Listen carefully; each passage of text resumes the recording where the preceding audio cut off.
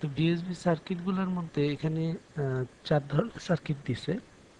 ক্যাটাইনি 45 এর জন্য এটা ওই যে ডায়োড, দুটো ডায়োড দিয়ে 0.7 ভোল্ট এখানে এটার একপাশে ড্রপ করছে, এটার একপাশেও। তো 1.4 ভোল্ট এখানেই ড্রপ করে যাচ্ছে। তো 5 থেকে 1.4 গেলে থাকে 3.6, এই পাঁচটাতে থাকে হচ্ছে 3.6 ভোল্ট। তো আর একটা জিনিস যেটা ক্যাটাইনি 45, এটা ইন্টারনাল ক্রিস্টালে চলছে। এটা ইন্টারনাল ক্রিস্টাল রেঞ্জটা 1 মেগা 832 ওগুলোর থেকে একটু বেশি। আর এখানে এটা আমি ওই যে ওই টিউটোরিয়ালটাতে ডিটেলস মোটামুটি এই পাশটা বলছি, সেম কাজ করছে দুটো ডায়োড দিয়ে। এটা 1.4 ভোল্ট এখানে লস করাইছে এবং 3.6 এখানে ভোল্টেজটা ক্রিয়েট করা হয়েছে। আচ্ছা, এখানে আরেকটা জিনিস হচ্ছে যে এই এই পিনটাকে কিন্তু পুল ডাউন করতে হবে, ডি প্লাসটাকে, আর ডি মাইনাসটাকে কিন্তু পুল আপ করতে হবে। কিছু কথা এখানে ওখানে একটু এলোমেলো হয়ে গেছে, সবগুলো টিউটোরিয়াল দেখলে আমার মনে হয় জিনিসগুলো ক্লিয়ার হয়ে যাবে। এই পাশটা নিয়ে আমি কিছু বলি নাই, বিকজ এটা আসলে বেসিক সার্কিটরি মাইক্রোকন্ট্রোলারের। আমরা অবশ্যই আমাদেরকে এক্সটার্নাল ক্রিস্টাল ইউজ করতে হবে। এক্সটার্নাল ক্রিস্টাল ইউজ করবো 12 মেগাহার্জের আমরা নর্মালি ইউজ করছি, আমরা চাইলে এর চেয়ে বেশিও করতে পারি। এখানে 27 পিকোফ্যারাডের দুইটা সিরামিক ক্যাপাসিটি ব্যবহার করা হয়েছে। এই হচ্ছে মোটামুটি। আর এই রেজিস্টারগুলোর ভ্যালু যেগুলা বসানো আছে, এগুলা চেষ্টা করবা সবসময় এক্স্যাক্টলি এই মানের রেজিস্টারই ব্যবহার করতে। খুব বেশি এদিক ওদিক করার দরকার নাই, যদি না বেসিক প্রিন্সিপালগুলো ভালো মতো রিয়েলাইজ না হয়, ইউএসবি প্রোটোকলগুলা, যে ডি প্লাসে অ্যাকচুয়ালি আমাদের কত লেভেলের ভোল্টেজ থাকা দরকার। এবং আমরা যেহেতু এটা ডিটেলস খুব, আমরা যারা করতেছি সবাই পুরোপুরি জানি না, সো এটা খুব একটা চেঞ্জ করার দরকার নাই।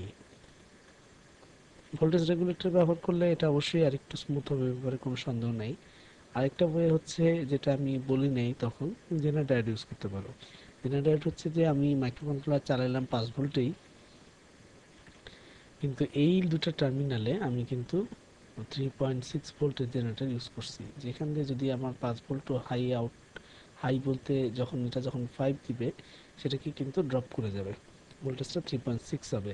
এটা একটা সুবিধা হচ্ছে যে আমার সব মাইক্রো কন্ট্রোলার যেগুলা 8 মেগা 8 এল বা 8 মেগা 8 এল এর এল আর শুধু এইটার মধ্যে কিন্তু ডিফারেন্স আছে, আমরা হয়তো জানি। আমরা যদি ডাটা শিটটা একটু দেখি, দেন আমরা দেখব যে 8 আর এল কিন্তু আমার ভোল্টেজ রেঞ্জ এবং স্পিড রেঞ্জ একটু আলাদা। সো আমরা চাইলে 8, এই যে যদি এল এল হয় তাহলে 2.7 থেকে 5.5 ভোল্ট পর্যন্ত চলে, আর 4.5 থেকে 5 ভোল্ট, 5.5 ভোল্ট পর্যন্ত চলে হচ্ছে 8 থেকে 8।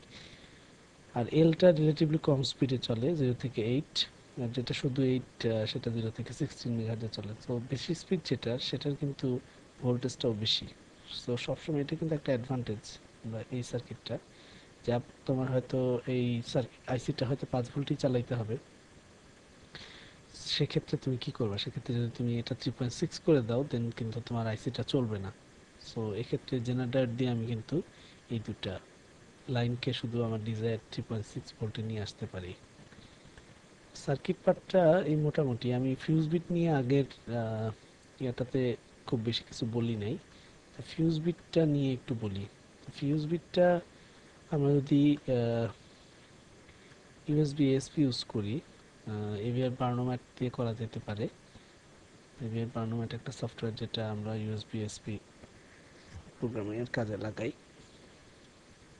এখান থেকে আমরা প্রথমে ক্যাটমেগা 8টা সিলেক্ট করব, এখানে ফিউজে চলে যাব। এখানে আমি হেক্স ফাইলটা দেখাই দিব এবং লোকেট করিয়ে দিয়ে রাইট করব। তারপরে আমরা যাব ফিউজে। আচ্ছা, ফিউজে এখানে যদি তোমরা একটু বেশি এক্সপার্ট হয়ে থাকো তাহলে এখানে হাত দিও। আই আই সাজেস্ট এখানে তোমরা হাত না দিয়ে বেটার তোমরা ফুয়েল ফিউজ হেক্স এডিটরে চলে যাও। এখানে আমার হাই ফিউজ C9 যদি দিই, সাপোজ এটা যদি EF দিই এবং যদি অ্যাপ্লাই দিই, তাহলে আবার এডিটরে গিয়ে দেখবো যে এগুলো হচ্ছে লো।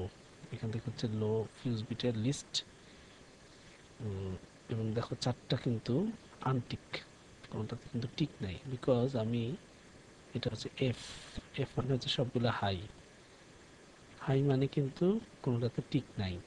সো এটা একটু কনফিউজিং, অনেকে এটা নিয়ে ফিউজ রাইটটা ভুল করে। সো যাদের এখানে এই কারণে আমি বলতেছি যে এখানে তোমাদের সরাসরি টিক বা না টিক দেওয়ার কোনো দরকার নাই, তোমরা ফিউজ হেক্স এডিটরে গিয়ে যে ভ্যালুটা দেওয়া আছে সেটা বসিয়ে অ্যাপ্লাই করলে মোটামুটি কিন্তু চলে আসবে। এখন আমি রাইট ফিউজে দিবি, আমার ডিভাইসটা রাইট হয়ে যাবে। আর যদি কোনো কারণে মনে হয় যে এদিক ওদিকে চাপ পড়ে গেছে বা অন্য জায়গায় কোনো কিছু সেটিং চেঞ্জ হয়ে গেছে, রিসেট টু ডিফল্ট দিয়ে দিলে 8 যেটা ডিফল্ট ভ্যালু থাকে সেটাতে চলে যাবে। এটা হচ্ছে আমার এভিআর বার্নো ম্যাটে আমরা যদি রাইট করি, আহ, আমরা যদি টপ আরেকটা আছে, আমি যে প্রোগ্রামারটি ইউজ করি, টপে যদি আমরা করতে চাই, সেক্ষেত্রে এটা নন প্রোগ্রামার মোডে অবশ্য প্রথমেই বলবে যে ক্যানট ফাইন্ড প্রোগ্রামার। ওকে, এখান থেকে আমরা ফিউজ ফিউজের ক্ষেত্রে ফিউজের ক্ষেত্রে টপটা একটু কনফিউজিং মোর দেন এভিআর বার্নো ম্যাট। এক্ষেত্রে আমরা একটা কাজ করতে পারি, এখানে আমরা ইন্ডিভিজুয়াল ক্লিক করে এটার ভ্যালু চেঞ্জ করা যেতে পারে। যেমন এই চারটা হচ্ছে আমার ফিউজ, লো ফিউজ বাইটের লিস্ট, চারটা বিট। এক্সটার্নাল ক্লক যেমন সিলেক্ট হয়ে গেছে, এখানে আসলে আমার যে এই চারটা সেটিংয়ের জন্য 00 চারটা জিরোর জন্য যেটা, সেটা এখানে চারটা জায়গায় উঠে গেছে আর কি। সো এখানেও আমরা ইন্ডিভিজুয়াল ক্লিক করে এটাকে 0 বা 1 করতে পারি। 1 মিনস ডিসেবল, 0 মিনস ইনেবল। তো এটাকে যদি দেখে চারটাকে হাই করে দিই, তাহলে কিন্তু আমার এক্সটার্নাল ক্রিস্টালে চলে গেছে। তো এরকম আর কি। তো এখানেও রাইট করা যাবে, আমার প্রোগ্রামারে আগে পেতে হবে এবং প্রোগ্রামের চিপ থাকতে হবে প্রোগ্রামারে, সে কারণে ওটা দেখাচ্ছে না। তো যাই হোক, মোটামুটি